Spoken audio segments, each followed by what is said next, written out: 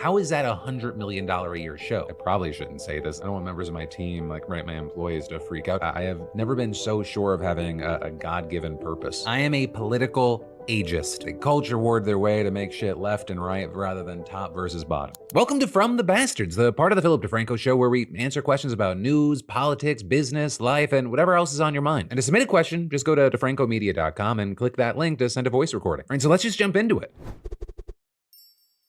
Hi Phil, it's Kieran from Scotland. So as a cultural and news commentator in the US, I was wondering what your take was on the closure of the Stephen Colbert show by CBS. Personally speaking, watched it for years, think it's very politically motivated and hee-haw to do with money. Just want to know what your thoughts were on it, mate. Love the show. Kieran, 1, thank you. 2, your voice just puts a smile on my face. And 3, I'm torn on it. I am not 100% in like dedicated to it has to be this one thing, but it would genuinely surprise me if politics were at least not part of the equation. What I mean by that is if Colbert and the Late Show, they made CBS money, I cannot say with 100% certainty they still would have canceled this show. And I think there's a strong argument to say that, the president of the United States possibly killing your merger, that would probably incentivize you to go, yeah, let's not try to revitalize this show and dig it out of the hole. So there's that at the very least. But I also think that there is a very interesting financial story here. And a lot of this is that the whole landscape has changed. The internet is just eating mainstream media's lunch. Because there's been reporting saying that this show, it costs around $100 million to make. It's bringing in $60 million and they're losing $40 million a year. Now that said, I'd love to see more of the numbers. And also I feel like some of the numbers could potentially be murky, and I'll explain. Because you had Snopes reporting, Matthew Bellany, Puck's founding partner and author of the report on Colbert's show, told Snopes he obtained the information in his article from multiple anonymous sources with knowledge of the show's finances. Within reporting, the program has been losing more than $40 million a year for CBS, and adding that the $40 million number was subsequently confirmed by multiple outlets, including the Wall Street Journal. But then also, they added, this doesn't include some ancillary revenue or the extra money a company makes apart from its main products or services. Right, so a bit of a question mark there. And so in regards to this long-standing franchise and the changing landscape, I mean, I think there are a lot of people online, especially that create shows, that are looking at that and going, how is that $100 million a year show? Right, because while a lot of people out there are defending the show right now, and I understand why, you've also had and have people that say it's essentially like a glorified, elevated podcast. And depending on where you go online, you have those being produced for $3.99 to a few $1,000,000 a year, with a lot of them making millions, if not tens of millions of dollars a year without all that crazy overhead. And that is, some of these podcasts, they crush these mainstream shows as far as viewership numbers. Right? And that also, as many of them have been created with making money in the online space in mind first, rather than, it's more of a marketing tool to get people to watch, regular television. And so then with all that said, I am very fascinated to see what Colbert does from here. Because hey, who knows? Maybe he goes to another mainstream player, or does he make the shift online? Or does Colbert do his version of what Conan O'Brien has done? Because he has that immense fan base, he has that viewership, he has the loyalty. And so does he just do a version of what he was doing on TV, but he owns everything, he runs everything, the overhead is so small, and he'd probably make more than he's making now. But again, I don't want it twisted, I don't want to get mixed up, I don't want it overlooked. I do think, at least to some degree, politics had to be at play. It is just a question of how much. Or like 20 to 30% or 95%. And I also think we'll have a much better idea once we see what happens with this whole Trump South Park situation that popped off Wednesday night. Because I'm recording this on Thursday morning, and the White House Trump response, it's going to be very telling. Hey Phil, my name is Andrew. I've been a fan of yours for many, many years, and you're the main, if not the only, news source that I trust, especially these days. My question is, what do you do, or how do you manage to separate yourself from everything that's going on in the world and not let it just absolutely wreck your brain? Because that's a thing that I personally have trouble with, not being negatively affected in some way by everything that is going on in the world today. Yeah, that's a great question, Andrew. And the truth of the matter is, I have a very hard time doing it. You know, to a certain degree, I am able to compartmentalize things to a certain degree, much to the chagrin of my wife. Right? I'll come out of a, 8 to 12 hour news day and it's been news. And my wife will want to powwow about what's happening in the world because that's what you do with who you're married to. And there was like a period of time where I was like, can we just not, I have to keep it just in this block and it can't infect this other block of my life. But also that would make me feel like I'm not a human being. And so I engage in that conversation and it's very easy to overwhelm yourself. And actually, I probably shouldn't say this. This was a secret. I don't want members of my team, like my employees, to freak out. Though I guess there's no reason to freak out now on the other end of it. But going into the 2024 election, I was gonna quit if Kamala Harris won. Wind down the Philip DeFranco show, maybe start making some sort of different lifestyle content or go back to doing a podcast like I used to do and work on the books that I've wanted to work on and just really shift where my life was. Because it is my belief that I think we would have entered into kind of stable and maybe nothing times, depending on what the makeup of Congress was going to be, if she could actually get enough votes to win. But with the insanity of everything that's happening and the uncertainty and to your point, the just overwhelming nature of everything right now is like, oh, I have to keep doing this. Both for me and this community that we've built up over nearly 2 decades now, even though I know there are people that are just kind of finding the show in the past year. And if anything, and I know this is going to hit some people's ears weird, but I have never been so sure of having a God-given purpose. And well, obviously, with me having my platform, that means a certain thing for me, but I think it's a God-given purpose for everyone, for every man and woman, especially in a time where people are being attacked and you're being told to ignore your eyes and ears, to speak truth to power, to stand up for what's right. In the words of Scott Galloway, whose this show is kind of mimicked off of one of his, it's so many people out there have confused masculinity with cruelty. And I think it's important that we protect people around us, especially the vulnerable. And so I guess to a certain degree of like how I don't let things overwhelm me and what I would recommend to other people is find a purpose. Or the purpose of life is to live a life of purpose, something bigger than yourself, especially because a lot of the cruelty and a lot of the bad that we're seeing,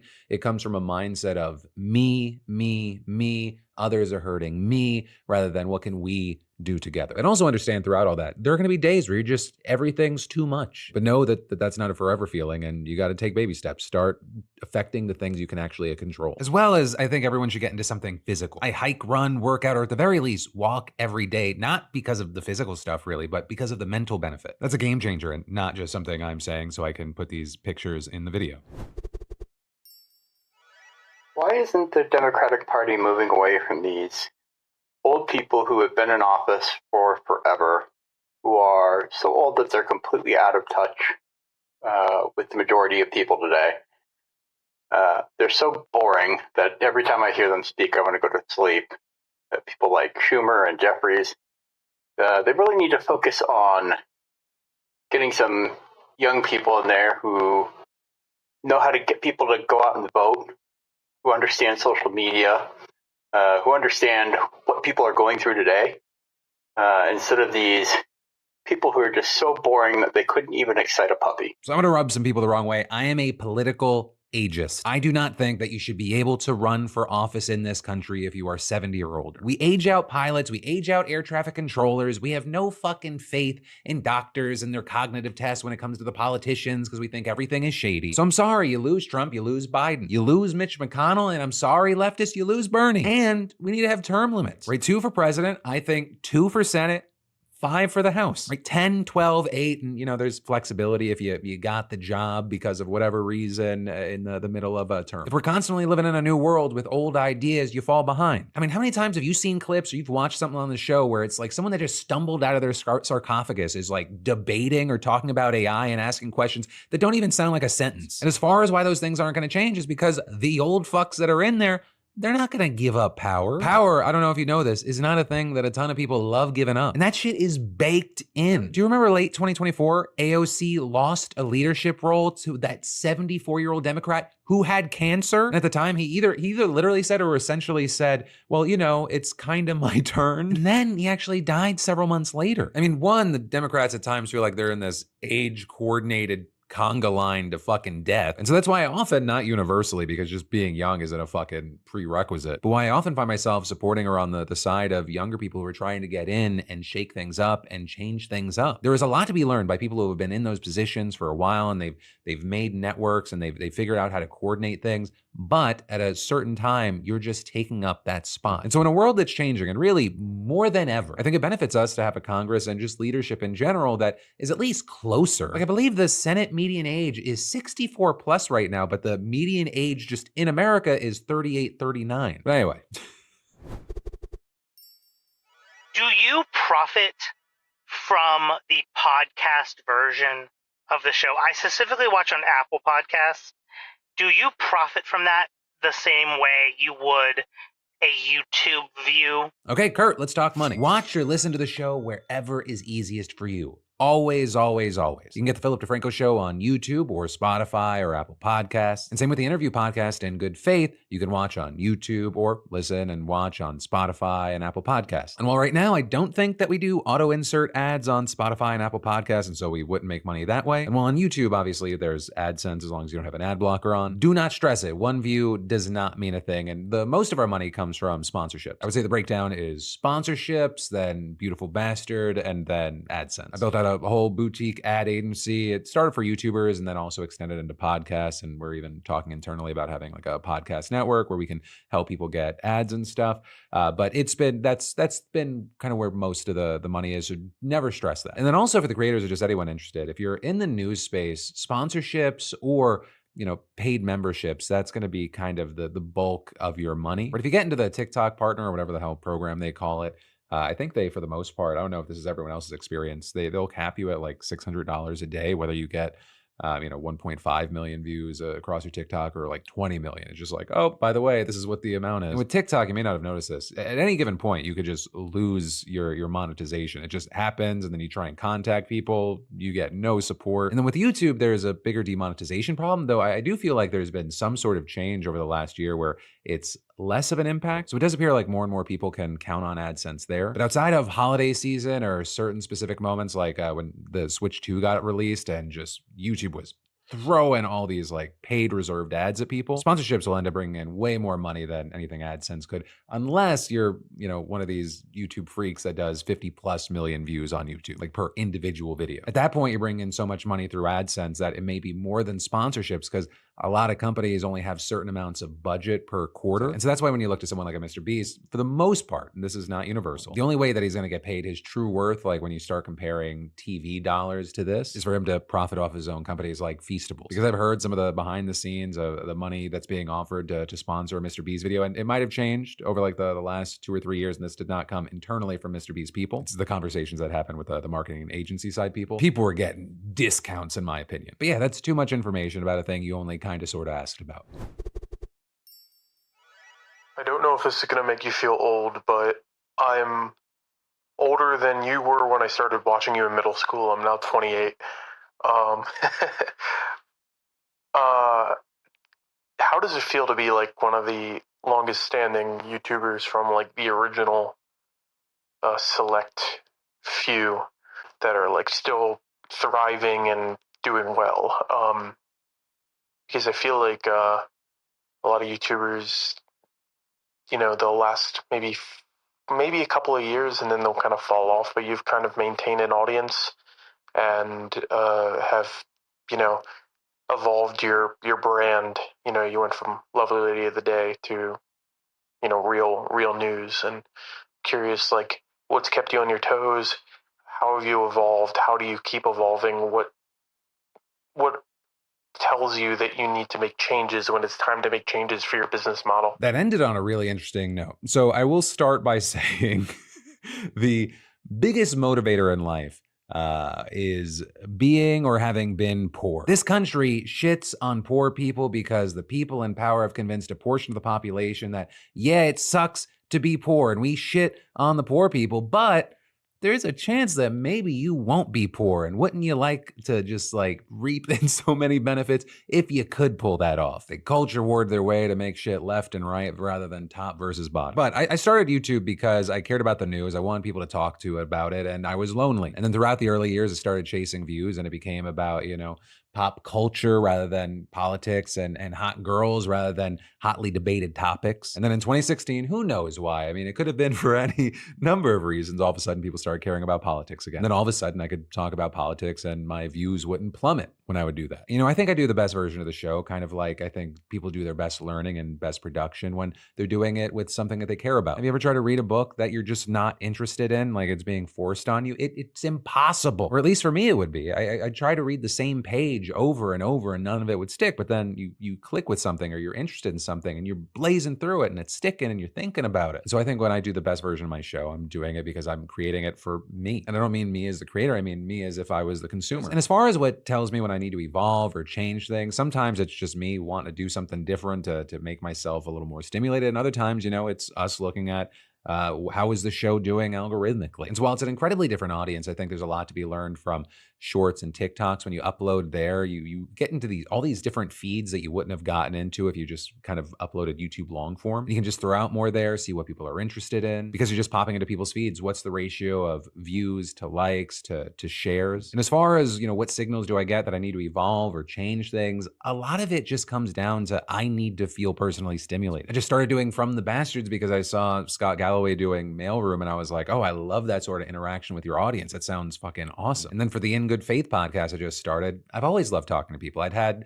a podcast in the past, right? The A Conversation With, you know, that scratched an itch for a while, but then I realized, you know, I didn't want every single person to come on to have to be some online influencer. Though with In Good Faith, there's going to be an online influencers. A lot of them are going to be more in the news and politics and culture updates sort of space, as well as, you know, politicians. And I think then through that, having specialists on and experts on, you know, at the end of the day, certain things are going to work and certain things aren't going to work. But every good thing in my life has started from, well, I just need to try it now. And some of it, you know, inevitably falls off. And then others is a fucking 18+ year running show. And I think part of the reason that I haven't burnt out like a lot of OG creators, I mean, I was one of the first, I think, 100 people that were monetized on YouTube. I had the motivation early on, and then later in my career, I had the dedication, and I knew who I was and what I was trying to do most of the time. And like many things human, I feel like I'm this fucking walking contradiction of knowing my worth and my value and my purpose, and at the same time, thinking of myself as just some dumb schmuck from the Bronx. You always ask like what we get out of the news show, right? You're like, I just deliver, you know, a big dose of negativity to you on a daily basis or whatever. And I guess you could look at it that way if you want, but I don't know. I feel like you can't undervalue what the PDS show brings to us on a daily basis. Have you ever had a really shit pharmacy, you know, just a dog shit pharmacy?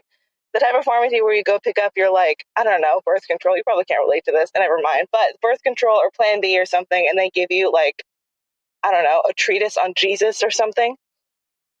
Or abstinence. Or God help me, I've heard horrible stories about, like, people running into anti-vaxxers who are working behind the pharmacy counter, and I'm like, what are you doing? What's going on? I don't know.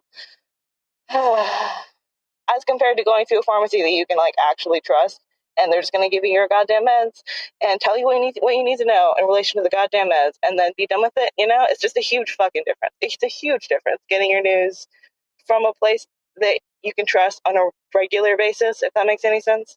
Anyway, I don't have a lot of time, but I just want to say hello and thanks for the PDS. That does mean a lot. I pride myself on trying to be the least horrible place in the horrible place. I'm not going to hold your hand and tell you it's going to be all rainbows and sunshine no matter what, but I will hold your hand. And I'll tell you that shit's fucked, why it's fucked, and ideally whenever I can to say, well, and this is the way potentially out. But what I will say is that does mean a lot. There have been times throughout my career where I've looked in the mirror and gone, what is the fucking point? And then I hear or see a comment like that, or I bump into someone in the real world and they share their experience with the show and their history with it and what it means to them, and I'm right back there. The main thing, to all of you watching, listening, thank you for being a part of this weird thing. But hey, with all that said, let me close with a few things. One, thanks for watching, and I hope you enjoyed the first episode of From the Bastards, your brand new weekly Friday show, where together we can dive into news, politics, business, life, yours or mine, and whatever else is on your mind. 2, you can submit your own question at DeFrancomedia.com, or I'll also link to the link tree, which makes it easy. And 3, I'll see you right back here on Sunday for your final video of the week at 11 a.m. Eastern, 8 a.m. Pacific. You'll love it, I love your face, and I'll see you back